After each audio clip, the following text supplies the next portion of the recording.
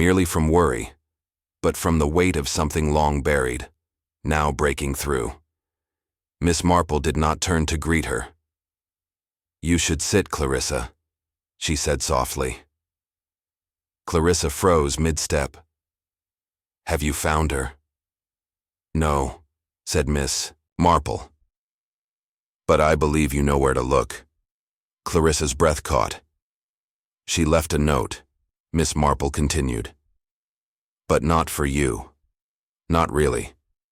For herself. For someone who might one day understand." Clarissa sat heavily in the pew. Behind her. She wasn't supposed to see it, she whispered. The writing in the prayer book. She wasn't supposed to know. Miss Marple turned now, her voice still gentle. But she did. Clarissa's hands clenched around her bag. "I thought it was behind us, that we'd buried it." "She read the passage," Charles added, Miss Marple said, "and she asked you questions. She wanted to know what happened to Uncle Matthew, why the village had covered it all up, why I never told her." Miss Marple nodded. She asked, "Too many questions," Clarissa continued. "And when Edna came back, when people started whispering again, Miriam thought it was about her, that the shadow was falling again. She said she'd find out the rest, even if it meant asking the bishop himself." A silence settled between them. "She's not gone far," Clarissa said at last. "There's a shelter near the stream, a hollow in the woods. She used to go there as a girl. I think she just needed to feel alone." Miss Marple stood. "Then, it's time we brought her back." Later that evening, word spread quietly through the village that Miriam Cook had been found.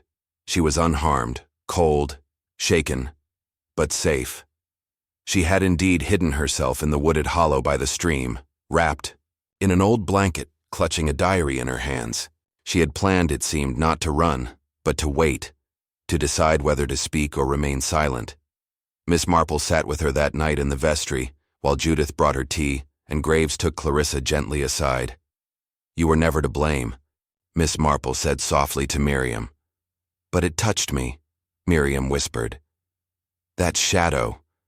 My mother never said, but I could see it. On her face. In the way she hushed things. In the way she looked at Edna like she might reopen the wound." "Silence is a heavy inheritance," Miss Marple replied. "It's passed like heirlooms in families that never speak the truth. But now perhaps you've broken it." Miriam said nothing, but her eyes filled with tears. As Miss Marple stepped back out into the night, the village lights flickering gently against the dark, she turned once more to the church. The prayer book had returned, but what it carried had only just begun to be understood. Chapter 8. Miss Marple's Final Test. The next morning, a fragile calm returned to St. Aldhelm's. The birds sang a little softer, and even the village dogs, sensitive creatures in their own way, seemed to bark with less urgency. Miriam Cook had returned to her mother's house under Constable Graves' discreet watch. She had spoken very little since being found, though the fevered tension in her eyes had given way to exhaustion. Miss Marple, seated in the vicarage's conservatory with a pot of rosehip tea, allowed herself a few quiet moments of contemplation. The truth, she knew, was like a buried seed. It did not remain buried forever. Sometimes it needed water, sometimes pressure, and sometimes it simply needed time. But in rare cases, it needed a small, deliberate prod. A test. She glanced out the window at the narrow garden path winding toward the vicarage's side gate. Clarissa Cook would be arriving soon. Miss Marple had sent the note that morning, politely worded, ever so neutral. "Would you care to stop by this afternoon? I'd appreciate your help identifying a ribbon I came across while clearing the chapel." She'd made sure the words suggested nothing, but the implications, as always, were another matter. At precisely 2:30, Clarissa Cook appeared, her shawl wrapped more tightly than the day warranted, her mouth set in that narrow defensive line Miss Marple had seen so often over the years, usually just before, a confession of one sort or another. "Thank you for coming," Miss Marple said warmly. "I was just in the midst of deciding whether to begin planting the sweet peas along the west fence. But perhaps it's too early." Clarissa gave a distracted nod, her eyes flicking to the small box on the table. Inside, resting atop a linen napkin, lay the lilac ribbon recovered from the church. Miss Marple did not gesture to it immediately. Instead, she poured tea. "I've always found the garden a fine place for clarity," she said. "Something about the combination of earth and labor. People speak more plainly among roses." Clarissa didn't respond. Miss Marple lifted the lid of the box. "I found this, you see, not far from the choir loft, near where Miriam had last been seen. I recognized it, or thought I did." Clarissa's gaze dropped to the ribbon. Her fingers twitched. "It looks like one of Miriam's old things," she said after a moment. "She used to wear them in her hair. Years ago." Miss Marple nodded gently. "Funny thing about ribbons. They're never just ribbons, are they? A certain shade can recall a whole season of life. A lilac ribbon might remind a mother of the child she once dressed, once comforted, or once tried to protect." Clarissa's lips pressed together. Miss Marple leaned forward, her tone still light but laced with something more piercing. "Tell me, Clarissa, what did you think Miriam would do after she read the writing in the prayer book?" Clarissa's head jerked up. "She told me," Miss Marple continued, "that you never answered her questions, that you simply grew cold, withdrawn, as though silence might do what truth could not." "She didn't understand," Clarissa said, her voice tight. "Did you?" Miss Marple asked softly. Clarissa shook her head, the fight beginning to fade from her shoulders. "I thought I could outrun it. I thought if we never named it, it would fade. But it didn't." "No," she said. "It waited." Miss Marple gently closed the box. "You see, Clarissa, shame cannot be passed off like an unwanted garment, and protection, when done poorly, begins to resemble control. Miriam didn't vanish because of what others did. She vanished because she couldn't bear the silence you gave her." Clarissa's eyes shimmered, but she held herself together with visible effort. "I just didn't want her ruined," she whispered. "It's not just about what happened. It's about the stains that come after. I didn't want them to settle on her." Miss Marple reached across the table and patted her hand. "Then let the stains settle where they belong. And let her speak. Let her decide what to carry." Later that afternoon, Miss Marple walked to the church alone. Inside, the air was cool and fragrant with old wood and hymnals. The organ, unused that day, loomed in silence. Miriam was there, seated in the front pew. She didn't start when Miss Marple approached. She only shifted slightly, as though making room. "Clarissa came to tea," Miss Marple said gently. Miriam nodded, her eyes fixed on the carved altar. "She told me more than she ever has." Miss Marple smiled softly. "She's trying. That doesn't erase what came before, but beginnings often start small." They sat for a time in companionable quiet. "You're not angry with her?" Miriam asked suddenly. "I've lived long enough," Miss Marple replied, "to know that anger grows best in the dark. Bring it into the light and it often becomes something else. Grief, perhaps, or understanding." Miriam looked down at her folded hands. "I kept the page." Miss Marple tilted her head. "The one from the prayer book. The one about the reckoning." She pulled a folded slip of paper from her pocket and handed it over. Miss Marple read the lines slowly. "Forgive us not only for what we have done, but for what we have allowed to be done in our silence." She returned it gently. Miriam said nothing, but tucked it back into her coat like something sacred. Then she looked up and asked, "Do you think it will go quiet again, Miss Marple? The village?" The old woman smiled faintly. "Perhaps. But if it does, it will be an honest quiet, not the kind that smothers." That evening, Miss Marple returned to her cottage and sat once more by the fire. Her knitting lay untouched beside her. Instead, she took up her diary, and with her usual deliberate script, began writing a new entry. "It is strange, the weight a book can carry when the ink inside tells a truth no one wanted said. And yet, when finally spoken, how quickly truth fills the room, like light in a dusty attic. She paused. The prayer book was never lost. Not really. It simply waited to be opened by the right hands. She closed the diary, set it aside, and smiled softly into the glow of the fire. Justice, she had long known, did not always come in the form of a gallows or a courtroom. Sometimes it came in the quiet return of a girl who had once disappeared. Chapter 9. The Reveal. The following Sunday was overcast, with low gray clouds stretched across the sky like an unspoken warning. Inside St. Aldhelm's Church, the pews filled with villagers donning their usual coats and Sunday expressions, upright, subdued, and carefully curated to imply nothing at all.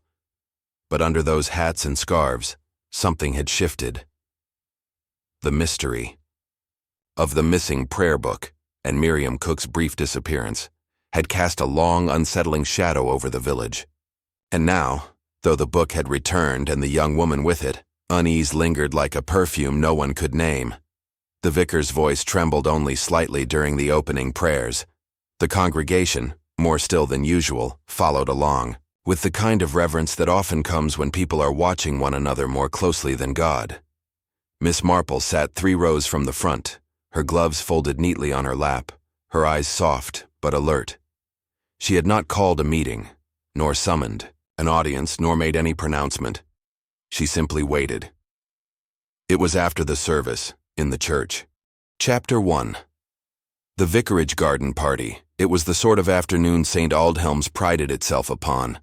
Mild sun tempered by a breeze from the downs, the scent of lilacs mingling with sponge cake and English roses. The vicarage garden, a respectable sweep of neatly clipped lawn bordered by perennial beds, played host to the village's annual spring fete. Tables had been set beneath the yew trees, their white cloths fluttering gently. Tea urns hissed quietly, and elderly ladies from the Mothers' Guild dispensed scones with quiet authority. Children in patent shoes darted through shrubbery under the half-hearted supervision of nannies. The Reverend Charles Alderman, a pleasant man in his early 60s with a fondness for cricket metaphors, was making his usual rounds, offering lukewarm lemonade and well-rehearsed chuckles. At his side, his wife Judith, tall and willowy with an unfortunate taste in mauve cardigans, presided over the raffle table, where a bottle of elderflower cordial and a porcelain shepherdess stood as first and second prizes. And seated beneath, the wide bloom of a laburnum tree clad in dove gray, and peering over her knitting needles sat Miss Jane Marple. She did not much care for raffles, having long since realized that the law of chance did not often smile upon the truly deserving. Instead, she observed, that was her great strength. Others chatted. Miss Marple listened. She watched as Miss Edna Blake, the vicar's new maid, nervously refilled cups with clumsy haste. Poor girl, clearly unused to silver trays or bone china, and likely more at home with plain crockery and thick teapots. She was perhaps 17, with flyaway hair and a fretful mouth. Not far from her, Mr. Timothy Rowntree, the pharmacist, was engaged in a heated whisper with Mrs. Havers, whose reputation for accidental overdoses had become a source of grim humor among the more daring bridge tables. Young Miriam Cook, the organist, was fluttering around Reverend Alderman like a moth to a cassock, while her widowed mother, Mrs. Clarissa Cook, eyed the tea cakes with suspicion, convinced the vicar's wife had substituted margarine for butter again. Miss Marple sipped her tea and observed the ancient game of village politics unfolding. It was familiar, deliciously so. And yet there was something slightly askew. It was not until the music began, a trio of schoolgirls attempting a hymn on violin, cello, and recorder, that the first real note of disturbance entered the scene. Hasgeet. Anyone seen the vicar's prayer book? Judith Alderman's voice rang out, polite but urgent from the back table. He left it on the lectern after matins, and now it simply vanished.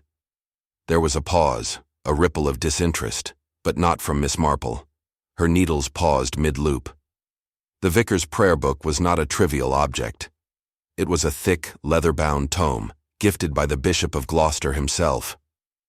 Embossed, signed, and marked with personal annotations, it was used only for Sunday services and special blessings. No child would mistake it for a school reader. No parishioner would move it without permission. It was definitely here this morning, Judith continued, glancing at her husband. The Reverend cleared his throat. Indeed. I remember placing it on the lectern after the second hymn. I saw it there too, chimed in Major Denholm, retired cavalry and stalwart of the parish council. Tidy-looking thing, burgundy binding, gilded edges. Miss Marple watched as Mrs. Havers's teacup clinked against its saucer. Miss Blake had dropped her napkin, and Clarissa Cook pursed her lips sharply, in that way she always did when a family scandal hovered on the breeze. Well, said Judith, with forced brightness, perhaps one of the children mistook it for a storybook. Edna dear, do check the shrubbery, would you? The maid scampered off toward the hedges, clearly relieved to escape the scrutiny. Do you suppose, murmured Miss Marple quietly to no one in particular, that it's gone missing on purpose? Mrs. Weatherby, seated beside her, gave a start. On purpose? My dear Jane, who would want an old prayer book? Miss Marple smiled mildly. Well, it's a curious thing, isn't it? Most thefts are of things one might sell. Silver, money, jewelry. But a personalized prayer book? She let the thought trail off, knowing full well how such phrases tended to root themselves in the ears of women like Mrs. Weatherby, who would by nightfall have repeated the question to at least 5 different neighbors, each time with growing concern. By the time the sun dipped behind the west lawn and the raffle was drawn, the porcelain shepherdess going to her evident horror to young Miriam Cook, the matter of the missing prayer book had grown from a simple mishap to a topic of real speculation. It's not just missing, said the Reverend, now visibly troubled as he spoke to a small knot of concerned guests. There's no sign of it anywhere, not in the vestry nor the study. Someone must have taken it, or, said Miss Marple gently as she approached, someone wanted it to appear taken. Judith turned toward her, frowning. But Jane, whatever for? Now that, said Miss Marple, her eyes glinting ever so slightly, is the question worth asking. She looked across the lawn, where guests were beginning to drift toward the gates, and paused as her gaze landed on the young maid, Edna Blake, standing awkwardly near the rhododendrons, her eyes wide, her hands clenched. She knows something, Miss Marple murmured. Watson might have written it differently, but St. Mary Mead had its own version of the game afoot, and Miss Marple, needles stilled, knew the game had just begun. Chapter 2. The Village. Reacts by the following morning. The news of the missing prayer book had reached every lace-curtained window and stone doorstep in St. Aldhelm's. As was customary, the facts had grown in inverse proportion to the distance from the actual scene. By noon, it was no longer simply missing. It had been pinched, snatched in full daylight, or spirited away by a stranger in a gray mackintosh. At the High Street grocer's, Mrs. Peg Riley, who claimed to have a nose for wrongdoings, was adamant that the prayer book had been taken by a group of traveling folk she'd seen the previous week, loitering with intent near the war memorial. In the post office queue, Mr. Elkin, the retired railway clerk, confided in a hushed tone that the loss of the prayer book would surely lead to a curse upon the vicarage. Miss Marple, meanwhile, spent her morning quite productively. She had taken her usual place at the window of her small cottage, ostensibly darning a rather battered pair of socks for her gardener's boy, but in reality, observing the foot traffic along Church Lane. And, just as she expected, it wasn't. Long before the first ripple of uneasy activity passed by her gate, Miss Edna Blake, maid at the vicarage and reluctant participant in the previous day's fete, hurried past the gate around 11:15, her coat on inside out and her arms wrapped tightly around her midsection, despite the warmth of the spring morning. She paused only once, glancing behind her with visible nervousness before continuing toward the village green. Poor girl, Miss Marple murmured to herself. Far too young to be so frightened of something so small, or perhaps something very large indeed. The kettle sang just as a knock came at the door. Miss Marple opened it to find Mrs. Weatherby, wrapped in her usual scent of lavender and slightly alarming camphor, clutching a handbag as though she expected it to be stolen. "At any moment, Jane, have you heard?" Miss Marple smiled pleasantly. "Do come in, Lavinia. You'll find the kettle has taken the liberty of boiling itself." Mrs. Weatherby seated herself with a sigh and accepted a teacup as if it were a medal for wartime service. "I've just come from Judith Alderman, dreadfully upset. They've searched every inch of the church, even the flower cupboard. Can you imagine? Dust on her good gloves. And still no sign of the prayer book? None whatsoever. Though Miriam Cook claims she saw a figure lurking near the vicar's study window the night before the garden party. Black coat. Could have been a cat, of course." Miss Marple stirred her tea. "And has anyone spoken to Edna?" Mrs. Weatherby sniffed. "That girl? She's barely capable of boiling an egg, let alone plotting a theft. Though," she lowered her voice, "she is from Stoke-on-Trent." Miss Marple nodded solemnly, as though the geography itself were enough to warrant suspicion. "She seemed awfully pale yesterday," Miss Marple mused aloud. "One doesn't often see that kind of blanch in a young person without some sort of trauma or guilt." Mrs. Weatherby looked thrilled. "Do you think she did it?" "I think," Miss Marple replied, "that she saw something, or someone, and that she's far too frightened to say." By mid-afternoon, several theories had taken root. Major Denholm was certain that this was the work of a radical clerical dissenter, though he could not recall whether such a person existed in the region. Mrs. Clarissa Cook, meanwhile, was convinced that Miriam had done it, out of jealousy, presumably, though of what remained unclear. She had even gone so far as to write an unsigned note to Judith Alderman, suggesting the young organist be kept away from sacred objects for the foreseeable future. And at the corner shop, Mr. Rowntree, the pharmacist, speculated that perhaps the prayer book had been hidden by the vicar himself after some sort of private breakdown. "The stress of pastoral care," he muttered darkly to the butcher's wife, "can have strange effects on a man." By the time twilight settled over St. Aldhelm's, the vicarage had become a place of wary glances and stiff conversation. Judith Alderman, with her accustomed resolve, served stew and dumplings to her husband and their remaining house guest, none other than Miss Marple. "It's quite impossible," Judith sighed as she set the tray down. "It's as though the thing vanished into thin air, and poor Charles is inconsolable." The Reverend, seated by the fire, offered a wan smile. "It was a gift from the bishop," he said. "But it's not just sentiment, Jane. I had written notes in it. Marginalia. Things meant only for my own reflection." "Were any of those notes about parishioners?" Miss Marple asked gently. Judith stiffened slightly. "Well, yes. But nothing salacious, if that's what you're implying." Miss Marple smiled. "Oh, no, not at all. But even the most innocent reflection, when taken out of context, can appear compromising." Charles looked up. "Do you believe someone took it deliberately, Miss Marple?" "I believe someone wanted it gone," she replied. "And the question now is not just who, but why now." That night, as the vicarage clock chimed 10, Miss Marple retired to the guest room with her knitting, and a great deal on her mind.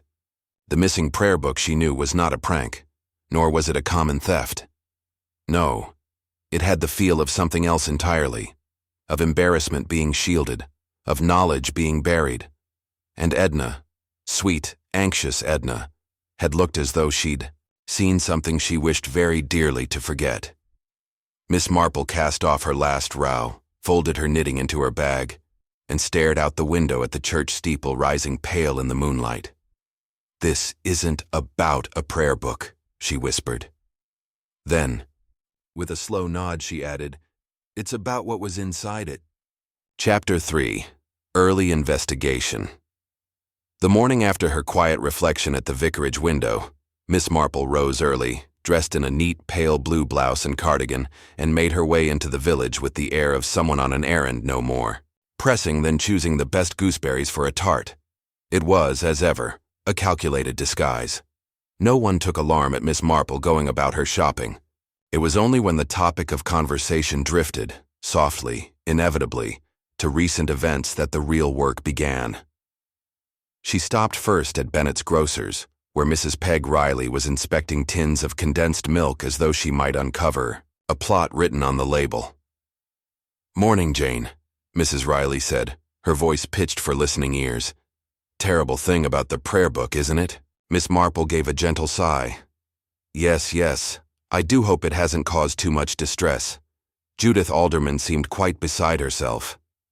Mrs. Riley sniffed. "I'd be too if I were her. Though some say she's more embarrassed than anything else. You heard about her brother, I suppose?" "I don't believe I have," Miss Marple replied mildly. "Well," Mrs. Riley leaned in, lowering her voice as she selected a packet of custard powder. "Apparently he once took a bit of trouble over a communion collection in Cambridge. Never formally charged, mind you, but there were whispers. Perhaps she's sensitive to scandal." "Perhaps," said Miss Marple. "Though surely no one's suggesting Judith would steal from her own husband." "People'll suggest anything if you let 'em," Mrs. Riley muttered. Miss Marple made her purchases, smiled warmly, and continued on her way. At the chemist's, Mr. Roundtree greeted her from behind his gleaming glass counter. He was a small man with a round, pink face and hands that looked like they'd never touched dirt or dough. Always courteous, but always watching.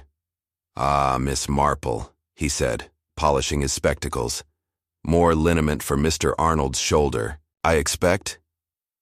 "Thank you, yes," she replied, setting her handbag neatly on the counter. "And perhaps some more menthol lozenges. It's remarkable how the spring dew can catch in the throat." He retrieved both with practiced efficiency. "I imagine this business with the vicar's book has stirred the village a bit," she said casually. Rowntree pursed his lips. "It has. Nasty business, that. Not the sort of thing we expect in St. Aldhelm's." "No," Miss Marple said, tucking the items into her bag. "Not the sort of thing anyone expects. Though I did wonder, has young Miss Cook been in lately?"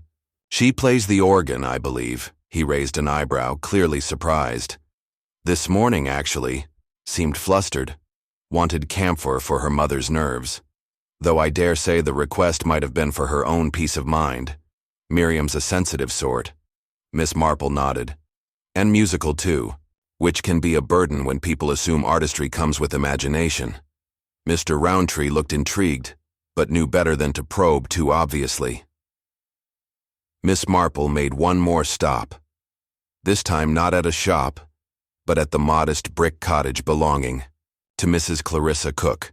She was received stiffly, as always, in a drawing room that smelled faintly of boiled turnips and lavender polish.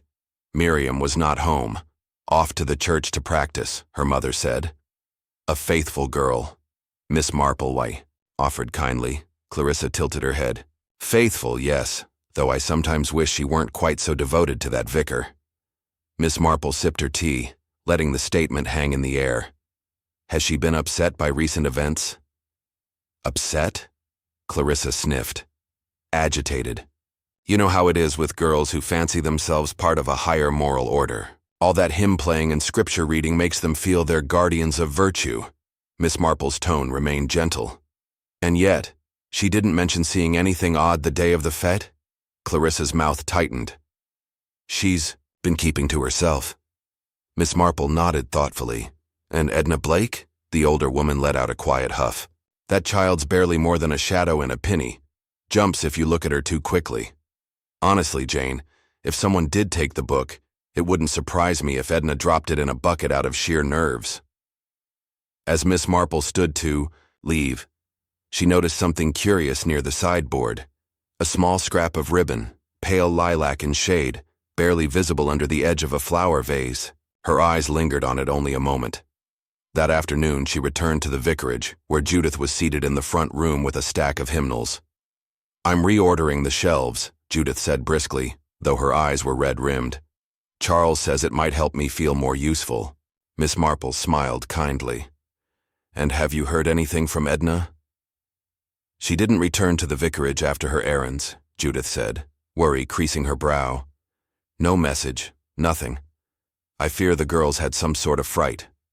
"I fear she may have," Miss Marple replied. She moved to the bookshelf. "May I?" she asked. "Of course." Miss Marple ran a gloved finger along the spines. Psalters, Bibles, hymnals. And there, just behind a bulky concordance, something out of place. She drew it forward. It was not the missing prayer book, but it was a small, folded envelope, yellowed slightly, addressed in looping handwriting to CM, and sealed with a faded wax crest. "Curious," she murmured, slipping it into her handbag. Later in her room, Miss Marple opened it delicately. The letter was short, only a few lines, but it was enough. It read, "You said you would speak if it were ever taken, but it has not been destroyed. I could not do that. I beg you, keep your word, or all may fall apart." Miss Marple sat still for a very long time, the paper fluttering faintly in her hand.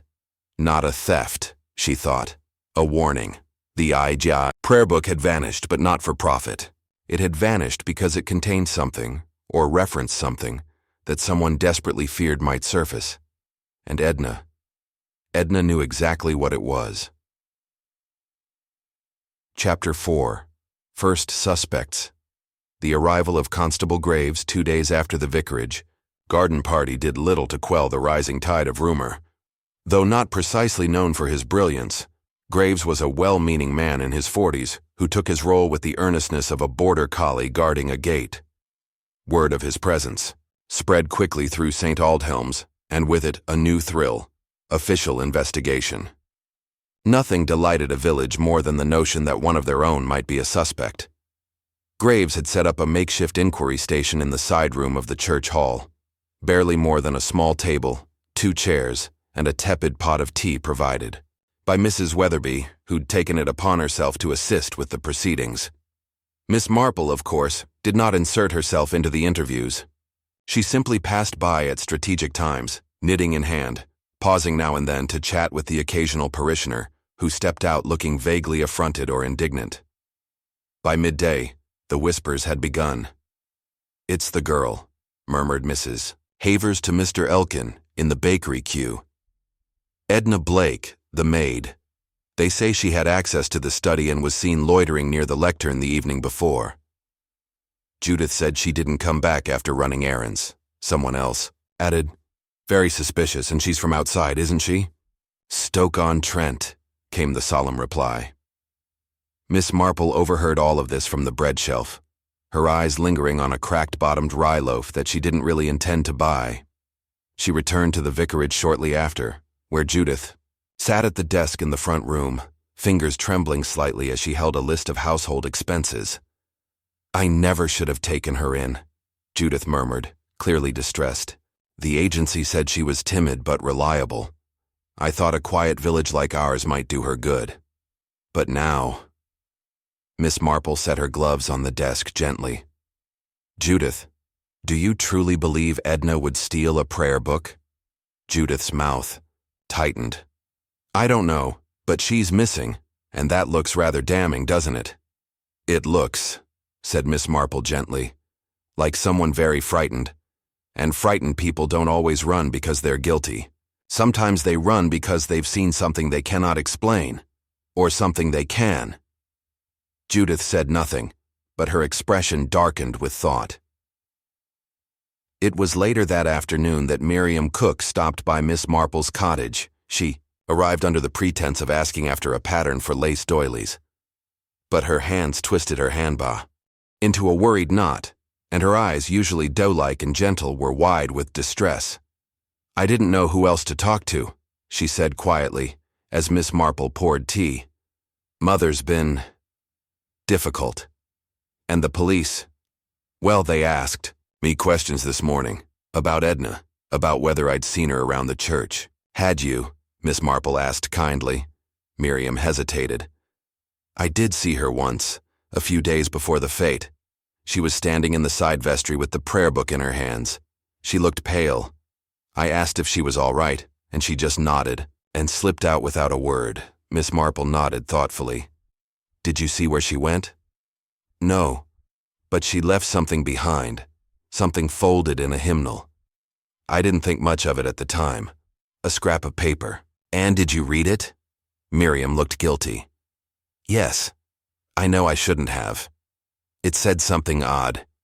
He promised not to put it in, but he lied. No name. No context. Miss Marple's eyes narrowed slightly, but her tone remained gentle. "And did you tell the constable?" Miriam flushed. "No. I was afraid it might look like I was making things up, and Mother would have said I was meddling." Miss Marple reached out and patted Miriam's hand. "You did right to come to me, dear. But now it's time we both stop being observers." That evening, Miss Marple paid a quiet visit to the church. She had secured the key from Reverend Alderman under the pretense of retrieving a misplaced handkerchief, though in truth she was after something far less sentimental. The church was empty, lit only by the late rays of the sun filtering through the high stained glass windows, washing the nave in dusty gold and crimson. She walked slowly past the pews, trailing her gloved hand along the edge, her eyes alert. The lectern, once proud and central, now stood slightly askew, its top bare.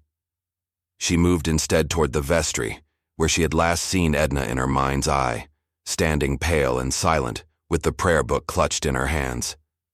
It took no more than 10 minutes. Inside a rarely used cabinet of unused offertory cards and tattered Bibles, she found what she was looking for, an envelope tucked inside a disused collection ledger. It was addressed again to C.M., the vicar's initials. Inside, another letter. "You said it wouldn't be written, that it wouldn't be made part of the book. But it's there, between the Psalms and the Gospel of John, and you know how dangerous that is. If you don't take it out, I will. Even if I must take the whole book." Miss Marple read the letter twice, her brow furrowed. It wasn't just fear that drove Edna. It was betrayal. She turned, thoughtful, and stepped slowly back into the nave. Somewhere between the Word of God and the whispers of St. Aldhelm's, a secret had been tucked into that prayer book, and someone had promised to keep it hidden. Someone who had failed. That night, as Miss Marple returned to the vicarage for supper, the village air felt heavier than usual. Not with rain, but with anticipation. Rumor had moved from curiosity to hunger. A resolution was coming. The village wanted a culprit, and all the while, one young girl, alone, scared, was still missing. Miss Marple, seated once again by her guest room window, took up her knitting and looked out at the chapel steeple silhouetted by moonlight. "They're all chasing the wrong shadows," she murmured. Then, under her breath, "It wasn't Edna they should have been watching." Chapter 5. A Hidden Clue. The next morning dawned crisp and bright, as if the English weather had decided, without irony, to provide a backdrop of innocence to a village increasingly tangled in suspicion. Birds sang over St. Aldhelm's rooftops, milk bottles clinked on doorsteps, and gossip steeped alongside morning tea in parlors across the parish. But Miss Marple wasn't at her usual spot in the window seat. Instead, she stood in the vicarage study with a sheet of notepaper in her hand. She had requested rather offhandedly to see the vicar's sermon drafts from the past month, in case they contained anything about humility worth repeating to the ladies' auxiliary. And the Reverend, puzzled but obliging, had directed her to the filing box by the bureau. What she found was not a sermon, but an envelope similar to the others, this one addressed not to C.M., but to J.A., Judith Alderman. She opened it with slow fingers. Inside was a page of tightly written lines, signed simply with the initial E. "You told me to trust you, that he wouldn't let it get printed." But it was there, clear as the morning hymn. He wrote it in. Why would he do that? You said he'd changed, that the shame was over. But he meant for people to see. I think you wanted it that way too. Miss Marple frowned and reread the letter. Printed. The phrase stood out strangely. The prayer book, as she understood it, had been a personal copy, not mass-produced. But the letter implied something. Had been included, written into the book deliberately, perhaps even inserted between its pages. And it hadn't been done in haste. It had been planned. She folded the letter and placed it in her handbag. When she turned around, she found Judith standing in the doorway, her face unreadable. Jane, Judith said quietly.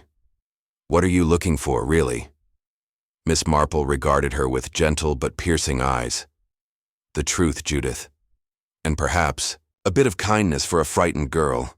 Judith's composure wavered. You think I've been unkind to Edna? I think, said Miss Marple softly, that something was done behind Edna's back, and she believed you were part of it. Judith closed her eyes for a moment, then stepped into the room and closed the door behind her.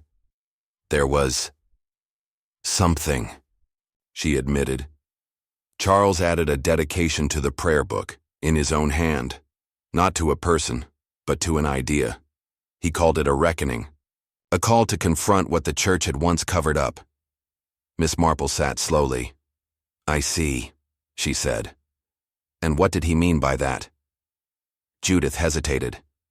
It was about Edna's uncle. Years ago, he was a curate here, a quiet man. Beloved by many, but he was accused of something serious, with one of the choir boys. Nothing was ever proven, but the bishop removed him from his post quietly. No charges, just silence. And what happened to him? He drank, Judith said, voice tight. Then he died. Miss Marple's hands remained still in her lap. And Charles, your husband, wrote about it in the prayer book? Yes, as part of a personal reflection. He believed the church should face its own sins. He felt guilty that he had said nothing at the time, even though he'd only just joined the parish then. But Edna, when she saw it, she believed you were dragging her family's name through the mud, Miss Marple finished gently. Judith nodded, tears threatening. She was so angry and heartbroken. She came to me after morning service a week ago, said she wanted the page removed, that it wasn't fair. I promised her I'd ask Charles, but you didn't. No, Judith admitted. I thought Charles would do it quietly, but he didn't. He believed it was time the truth was part of the church's story. And so, Miss Marple said softly, she took the book. Judith stared at her. You really believe it was Edna? I believe she had to. For her uncle, for her family, perhaps even for herself. Later that day, Miss Marple walked to the edge of the village where the last cluster of cottages stood before the road, gave way to open heath. She had one particular destination in mind, the home of Mrs. Edith Prentice, a former schoolmistress who now ran a small lodging house that took in, as she said, quiet girls and temporary boarders of the better sort. Edna Blake, Miss Marple knew, had once lodged here before she was taken in by the vicarage. Mrs. Prentice greeted her with the wary civility she afforded all unannounced callers. She's not here, she said quickly when Miss Marple asked after Edna. I haven't seen her since she left your lot. Miss Marple smiled. I understand. I'm not here to accuse, you know. Mrs. Prentice folded her arms. She's a good girl. Better than most. Timid, yes, but not a liar. And certainly not a thief. I quite agree, said Miss Marple. May I sit? Over tea, the old woman's defenses softened. Edna came by night before last, late. She was shaking. Said she needed a place to sleep, just for the night. She didn't say why. I gave her the attic room. She left early the next morning. Miss Marple hesitated. Did she leave anything behind? Mrs. Prentice's eyes narrowed. You're not the first to ask that. Constable Graves came poking around yesterday. I told him the same thing. No, she didn't leave anything, but, prompted. Miss Marple. She left cleaner, the old woman said slowly. Clearer, like she'd made peace with something. Miss Marple stood, thanking her with a warm hand on the shoulder. Peace, she thought as she stepped back into the spring air. That wasn't something one found after a theft. It was something one found after a decision. That evening, Miss Marple returned to the vicarage. The Reverend Alderman greeted her at the door, his face still heavy with worry. I'm beginning to wonder, he said quietly, whether the book matters at all anymore. It does, Miss Marple said, because what was hidden in it tells us who was hurt and who still hopes to heal. She paused, then added, Charles, I need to know exactly what you wrote inside that book." The vicar blinked. "It was no more than a personal reflection, but specific," Miss Marple said gently, "and meant for someone to find." He hesitated, then nodded. "I see now," he said. "Perhaps not the way I intended, but yes, it was meant to be seen." "Then I believe Edna may be ready to return," Miss Marple said, and in her heart she knew the prayer book was not gone. It was waiting. Chapter 6. Confrontations and Secrets. The next morning began with a surprising arrival. At the vicarage, Edna Blake. She came not with an air of triumph nor one of confession, but with the quiet solemnity of someone who had wrestled a private storm and now returned to its eye. Judith Alderman opened the door herself and stared for a long second before saying only, "Come in, child." Miss Marple was already seated in the drawing room, teacup in hand, as if she had been expecting the girl all along. Edna looked thinner than she had a week ago. Her dress was rumpled, her eyes shadowed, but there was a firmness to her spine that hadn't been there before. "I'm not here to beg," she said, glancing quickly at Judith. "I know I can't stay. I just wanted to say I didn't mean to cause trouble." "No one's accusing you," said Judith softly, though her voice betrayed the nervous tremor of withheld questions. Miss Marple set down her cup. "Perhaps you didn't cause the trouble, Edna," she said. "Perhaps you only prevented it from going unnoticed." The girl's lips parted slightly, as if she might protest. Then instead, she nodded. "I didn't steal it," she said. "I just took it away. Hid it. I didn't know what else to do." "You thought if you removed the book you'd remove the shame," Miss Marple murmured. "But shame has roots, doesn't it? And those roots run deep in villages like ours." Edna blinked fast. He wrote about Uncle Matthew. I saw it. In the back pages. A prayer of forgiveness, he called it. But to me it felt like an accusation." Miss Marple nodded. "Because no one ever said it aloud. No one ever answered it. So silence settled in like fog." Judith reached for the girl's hand. "We didn't mean to shame your family. Charles meant it as penance." "I know that now," Edna whispered. "But when I saw it, I felt like I was being watched by everyone who ever whispered about him." Miss Marple's voice was kind but pointed. "So you took the book. Where is it?" "Now, my dear?" "In the chapel. Beneath the choir loft," Edna said. "Wrapped in a towel. I couldn't bring myself to destroy it." Judith sat back, exhaling slowly. "Then we can bring it back." But Miss Marple's eyes narrowed slightly. "There's one more thing, Edna. You weren't the only one who knew about that page, were you?" The girl hesitated.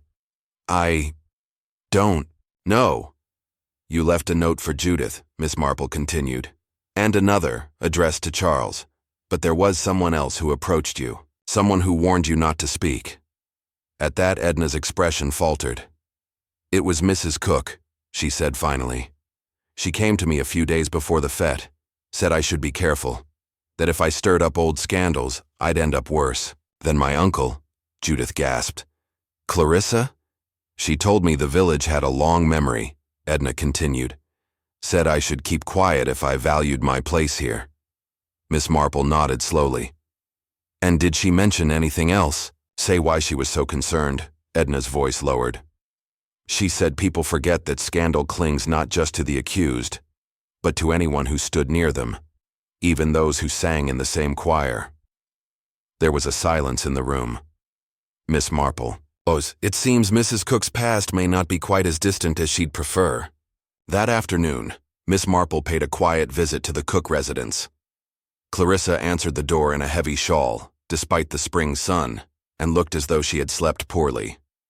"Jane," she said stiffly, "if this is about Miriam, she's not home." "I came to speak with you, actually," said Miss Marple. "About the prayer book." Clarissa's lips tightened. "Has it been found?" "Soon," Miss Marple replied, and with it, a note that young Edna claims was left in response to what she read inside. Clarissa folded her arms. She's always been sensitive. That sort of girl, poor breeding. Overly emotional. I believe, Miss Marple said softly, that Edna reminded you of someone else. Someone who was shamed. And you feared the past would return to cast its shadow. Clarissa's face turned stony. You warned her, Miss Marple continued, because you thought the shame would spread, that the village might remember not just the curate, but the choir he led. The people who worked beside him, trusted him. Clarissa said nothing.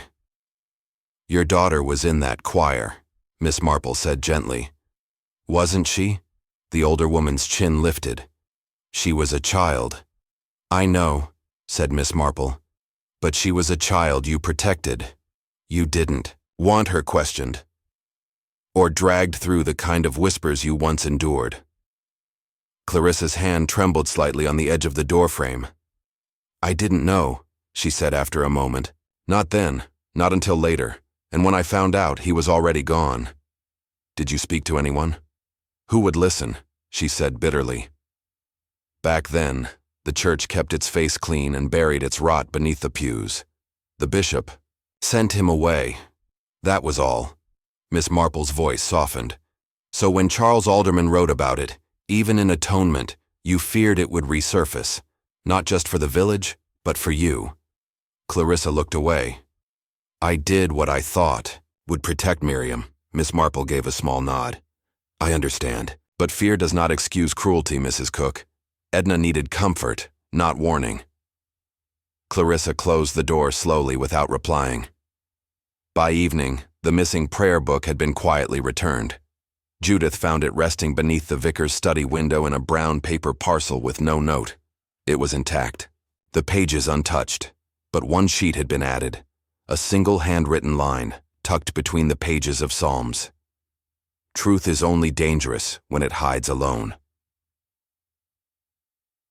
Miss Marple sat in the vicarage garden with her shawl around her shoulders and her knitting. In her lap, the air was cooling, the sun softening into golden haze. Judith sat beside her. Do you think it's over? She asked quietly. Miss Marple smiled faintly. Scandal has a long echo in a village like ours, but yes, the worst is past. And Edna? She'll need time. But I dare say she'll stay. Once people see her not as the girl who fled, but the one who returned. Judith looked up at the bell tower, where the light caught the old stone cross. I never imagined something so small, just a line in a book, could unravel such old wounds. It's never the book, Miss Marple said softly. It's what people see when they read it. And the garden, like the village itself, fell into a hush. Chapter 7. Another twist for 2 days, the village of St. Aldhelm's exhaled. With the prayer book returned, the whispers began to shift toward resolution. Judith Alderman reinstated her weekly reading circle. The church resumed its usual rhythm of hymn practice, brass polishing, and mild squabbles over flower arrangements. Even Edna Blake, newly returned to the vicarage in a tentative truce, had begun taking morning walks and offering small, grateful smiles at the parishioners who nodded at her in passing.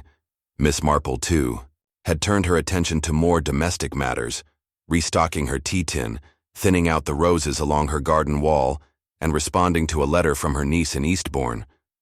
But beneath her calm exterior, Miss Marple remained unsettled. She had learned long ago that villages rarely offered true closure. More often, they rearranged appearances like furniture, tidied up the space, but left the cracks beneath the carpet untouched. And then, on the third morning, the calm broke. It began with a knock at her front door. Constable Graves stood on the step, his hat in his hand and his mouth set in a tight line. It was not his usual shuffling presence. Something had changed. Miss Marple, he said quietly, we've had an incident. I thought it best you heard before the village got hold of it. She ushered him in with barely a word, and poured tea while he remained standing, his fingers twitching at his cap brim. It's Miriam Cook, he said at last. She's gone missing. Miss Marple set the teapot down with deliberate care. Missing. Her mother reported it this morning, said she never came home last night. Apparently Miriam had gone to the church after supper. Something about finishing a musical arrangement for next Sunday's service. She never came back. Has anyone searched the church? We've done a sweep of the nave, vestry, the loft. Nothing. The back gate was left ajar. There were boot prints in the dew on the south path leading into the woods, but they vanished near the stream. Miss Marple's eyes clouded with thought. Was anything left behind? Graves hesitated. Her sheet music, still on the piano. And her mother? Panicked, naturally. But there's more. He lowered his voice. Clarissa claims she found a note in Miriam's room. Torn from a diary. Just said, "It wasn't only him." Miss Marple sat back slowly, a thread of cold settling across her spine. "This," she said quietly, "is no longer about a missing book. It never was." Within the hour, the village was ablaze. The news that Miriam Cook had vanished spread from the vicarage to the bakery to the post office like wildfire. Theories ignited with frightening speed. Some claimed she had run away. "Artistic girls are prone to it," sniffed Mrs. Weatherby. Others whispered about unspoken romances, secret assignations, or punishment for past sins. The return of the prayer book had offered a veneer of calm, but now the storm had broken open once more.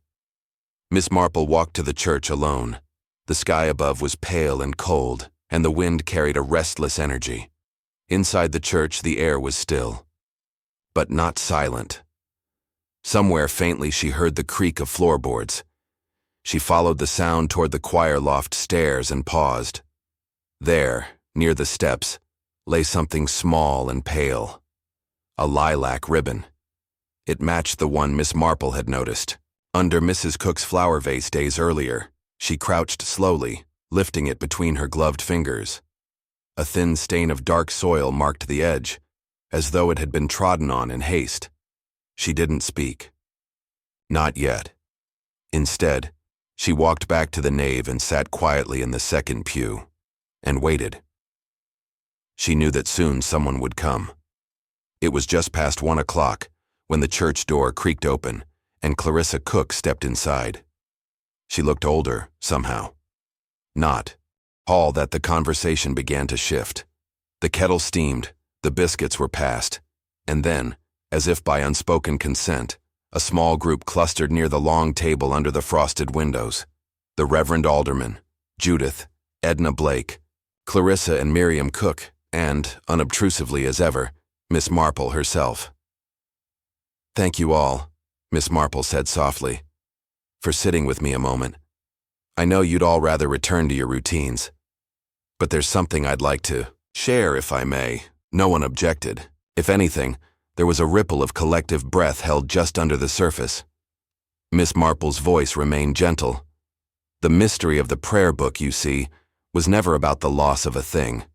It was about the presence of something much more dangerous, a truth tucked between its pages." Judith stirred but said nothing. Miss Marple looked to Edna. "You saw it first, didn't you, dear? The added page, your uncle's name, perhaps not stated directly, but the implication clear enough." Edna's eyes welled, but she nodded. "I thought," she whispered, "that they were going to blame him all over again." "They weren't," Miss Marple said kindly.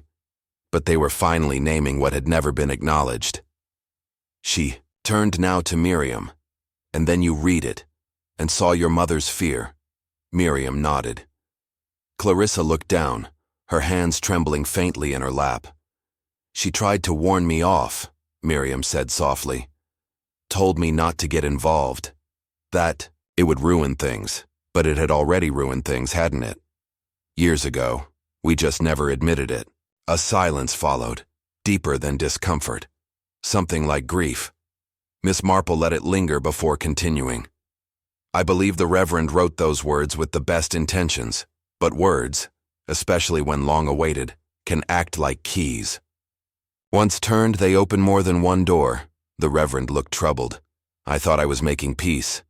"You were," said Miss Marple. "But peace doesn't always arrive quietly." She looked now to Clarissa Cook. "You protected your daughter, as any mother would. But in your silence, You taught her to fear the past, rather than understand it. Clarissa closed her eyes. I know. Miss Marple's voice softened further. Sometimes, the most loving thing we can do is allow the truth to pass through us, even if it bruises us on the way. She stood now, and from her handbag withdrew the final piece of the puzzle, a photograph, creased with age, taken from the church archives. It showed a young curate, Edna's Uncle Matthew, in choir robes, flanked by 2 rows of children. One of them was Clarissa Cook, barely 10 years old. Another, standing behind her slightly apart, was a boy named Anthony Marlowe. He disappeared from the choir that summer, Miss Marple said quietly, sent away to live with an aunt. No explanation, no farewell. The Reverend frowned. I'd heard the name but never made the connection. Miss Marple looked around the group. That photograph was tucked inside the church's ledger. Someone had placed it there recently, perhaps in the hope that it might disappear again. Clarissa's breath caught audibly. I tried, she said, voice cracking. I tried to remove every trace, but traces remain, Miss Marple said, and children remember. Miriam took her mother's hand and held it. I don't blame you, she whispered. Clarissa's eyes shone, but she did not speak. Miss Marple returned the photograph to her bag. I say this not to accuse, but to release. Edna did not steal anything. She tried to bury what hurt her. Miriam did not run away. She tried to understand what haunted her. The prayer book became the stage for their griefs to collide, but it was never the crime. She glanced to the Reverend and Judith. The real healing begins now. For a moment no one moved. Then Edna stepped forward and turned to Clarissa. I forgive you, she said, even if you never asked. Clarissa gave a low, trembling nod, her hand still in Miriam's. And, just like that, the moment passed, not with applause, not with pronouncement, but with a silence that no longer weighed down. It lifted. That evening, Miss Marple walked slowly back to her cottage, her shawl wrapped loosely about her shoulders, the wind brushing soft against the hedgerows. There would be no arrests, no headlines, no neat ending, but she had never needed any of those. For Miss Marple, the true resolution was this, that the village, for all its secrets, had chosen to look inward rather than away. And perhaps, just perhaps, the prayer book would return to its place not as a symbol of shame, but of truth endured. At her gate, she paused to glance once more at the spire of St. Aldhelm's rising into the dusk.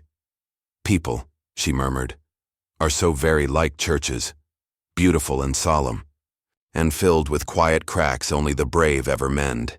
And with that, she stepped inside, set the kettle on, and resumed her knitting, as though she'd never been away from it at all. Chapter 10. Aftermath spring deepened over St. Aldhelm's. In the days that followed, as if the earth itself had been holding its breath and now exhaled in bloom, the hedgerows thickened with green, the tulips along the churchyard wall opened wide, and the market stalls once again overflowed with rhubarb and early lettuce. From the outside, it would have appeared nothing had changed, and yet, beneath the surface of its stone walls and polite routines, the village had shifted. The Reverend Charles Alderman resumed his Sunday sermons with new gravity. The controversial passage in his prayer book, once scribbled in the back with hesitant conviction, was now read aloud during a special evening service, framed not as judgment, but as confession. The congregation had sat stiller than usual that night, some with bowed heads, others simply listening. A few left early, but most stayed. Miriam Cook returned to the organ loft the following week. She played with her usual precision, though those close enough could see her hands trembled slightly at first. Her mother, Clarissa, sat in the second pew, not at the edge as before, but centered, her eyes lifted rather than cast down. She did not look at her neighbors, nor did she shrink from them. Edna Blake remained at the vicarage. Judith insisted on it, and the girl, though hesitant, began to walk taller. She attended evensong again, now with a plain gold cross at her neck, one Judith had found in a drawer and pressed into her hand without comment. Constable Graves returned to more ordinary duties, relieved that the case had not ended with sirens or charges, but still not quite sure how it had unraveled at all. Miss Marple had thanked him, of course, she always did, and the prayer book, it was restored to the lectern, just as before. But now it bore a small inscription on the inside cover, added in the Reverend's hand, "May what was once hidden bring light. May silence teach us to listen. May truth, though quiet, be spoken." A few noticed the change. Most did not. It was a quiet Wednesday afternoon when Miss Marple found herself seated in her front room, finishing the heel of a sock and sipping elderflower cordial. Her niece had written from Eastbourne about an upcoming wedding, and there was some mention of a nephew who had taken up philosophy, dreadfully tedious. She smiled faintly at the letter, folded it neatly, and placed it in her writing desk. A knock came at the door. She opened it to find Edna. "I brought you this," the girl said, holding out a small bundle, neatly wrapped in brown paper and string. Inside was a plain cloth handkerchief, newly stitched at the edge with a lilac flower. "I thought, well, after everything, you were the only one who believed I hadn't done something wrong." Miss Marple's face warmed. "Thank you, dear. But I didn't believe it. I knew it.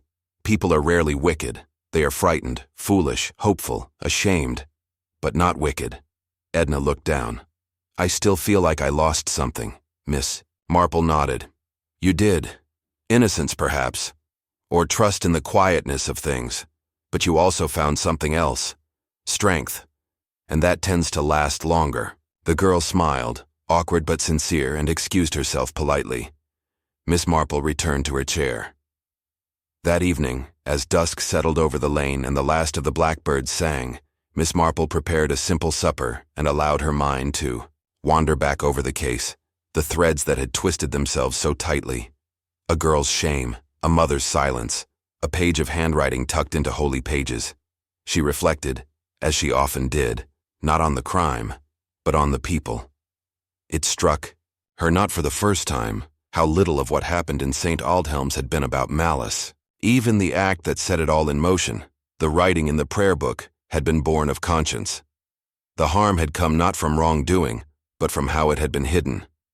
People believed that concealment was protection, that silence was mercy. But as Miss Marple knew too well, what we refuse to name never disappears. It waits. And then, when least expected, it rises in some poor girl's trembling hands, or in a ribbon left underfoot. She rose, drew the curtains, and set the kettle on for one last cup of tea. In the corner of her shelf, the week's newspaper sat folded. Its headline read, "No charges in prayer book mystery, vicar praised for honesty." There was a picture of Charles Alderman, eyes a little wearier, smile a little sadder, and Miss Marple, settling into her chair once more, reached for her diary and wrote, "The mystery was not why the prayer book went missing. The mystery was why it took so long for someone to be brave enough to see what had always been there." Human nature is not so hard to understand, if one remembers that most people are simply trying to live with the things they cannot say aloud. She paused, dotted the last period, and closed the book. Outside, the bells of St. Aldhelm's chimed the hour, and in the cottage with its pink roses and quiet windows, Miss Marple poured her tea and began once more to knit.